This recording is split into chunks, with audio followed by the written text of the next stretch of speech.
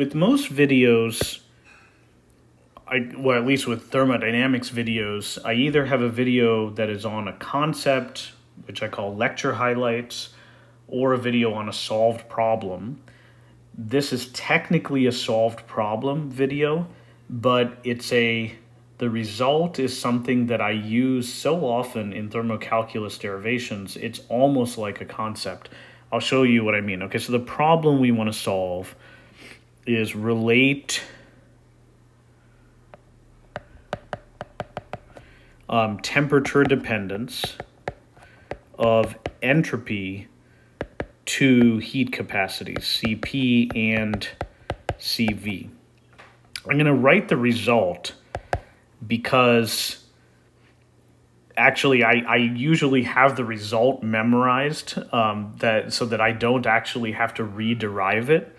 But what happens is what you get is ds dt at constant p is Cp over T, and ds dt at constant v is Cv over T. Remember the definitions. I always found this a little weird, right? Cp is defined as dH dt at constant p, and Cv is equal to du dt at constant v.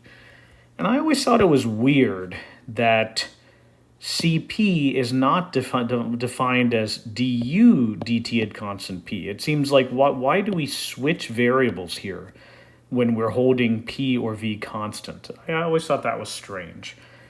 And this result actually kind of, I don't know, makes it less strange to me, because if you think of it in terms of entropy, then it does make sense, right? This is ds dt at constant p. You have to throw in a 1 over t, but ds dt at constant v is Cv over T, whereas ds dt at constant p is Cp over T. I feel like that works better.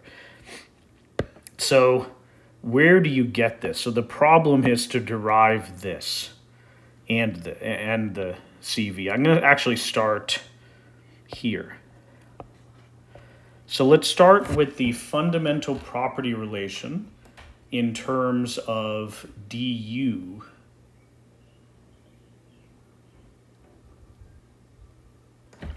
Du equals T ds minus P dV.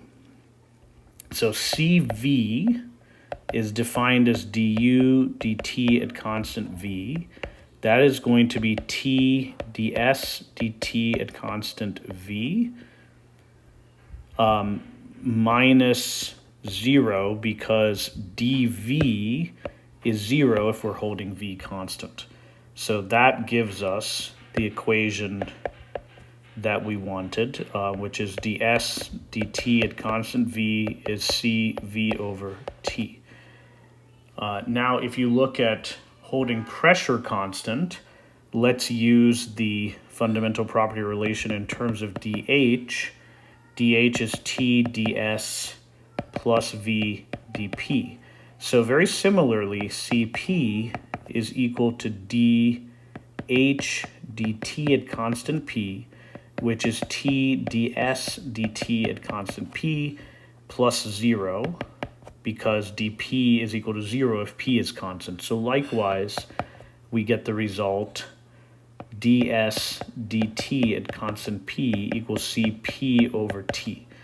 And so when I work on thermo problems, I'm probably going to go through these steps, but it helps me to remember that if I have any temperature dependence or dt or ds dt terms, I can actually express them in terms of heat capacities.